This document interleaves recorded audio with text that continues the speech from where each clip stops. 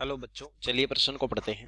निम्न संरचनाओं में से कौन सी नीचे दिए गए अणु फर्स्ट के साथ प्रतिबिंब रूप में होती है। तो इस संरचना का प्रतिबिंब समावयवी पूछा है, तो चलिए प्रश्न की मुख्य उदाहरण पे बात करते हैं। मुख्य अवधारणा, वे त्रिविम समावयवी, वे त्रिविम समावयवी जो एक दूसरे के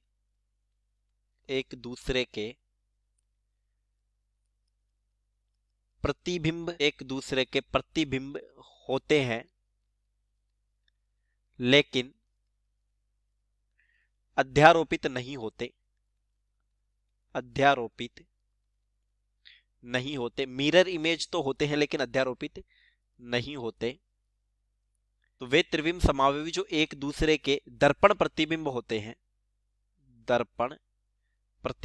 हैं लेकिन अध्यारोपित नहीं होते।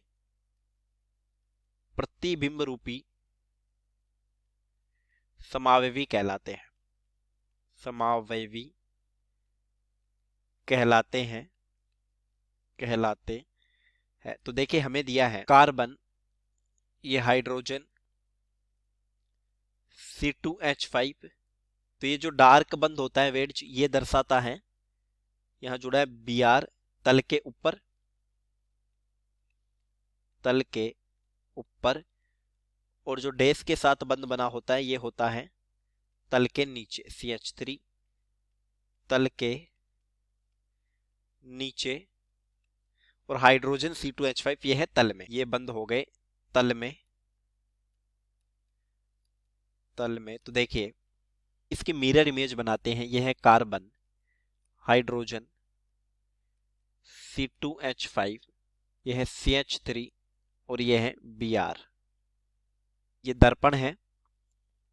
तो देखिए, दर्पण प्रतिबिंब में या मिरर इमेज में तल के बंद तो तल में ही दिखाई देंगे, लेकिन जो तल के ऊपर है वो बंद तल के नीचे दिखाई देगा, और तल के नीचे स्थित ऊपर दिखाई देगा। यानी ये बनेगा कार्बन, हाइड्रोजन C2H5, तल के नीचे दिखाई देगा ब्रोमीन, और तल के ऊपर दिखाई देगा मैथिल समूह है CH3। तो ये दोनों एक दूसरे की मिरर इमेज हो गई, मिरर इमेज। तो देखिए, किसी भी विकल्प में ऐसी संरचना नहीं जिसमें ब्रोमीन तल के नीचे और मैथिल तल के ऊपर हो। तो फिर इसको हाइड्रोजन को फिक्स करते हुए घुमाते हैं। तो इसको घुमाने पर एथिल आता है मैथिल के स्थान पर, मैथिल ब्रोमीन के स्थान पर, और ब्रोमीन चला आता है एथिल के स्थान पर। कार्बन, हाइड्रोजन, यहां ब्रोमीन, यहां C2H5, और यहां CH3। ऐसी संरचना भी नहीं है विकल्प में जहां CH3 तल के नीचे और C2H5 तल के ऊपर हो।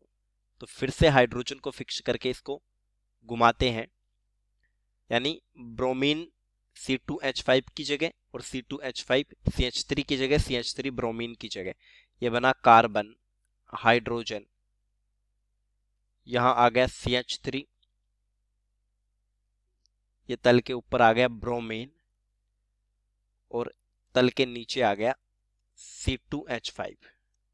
तो देखिए, ये संरचना हमें दी है ए विकल्प में, यानी संरचना फर्स्ट के लिए प्रतिबिंब रूप समावयवी हो जाएगा ए। तो उत्तर हो गया विकल्प ए। चलिए, उम्मीद करता हूं प्रश्न समझ आया होगा। धन्यवाद।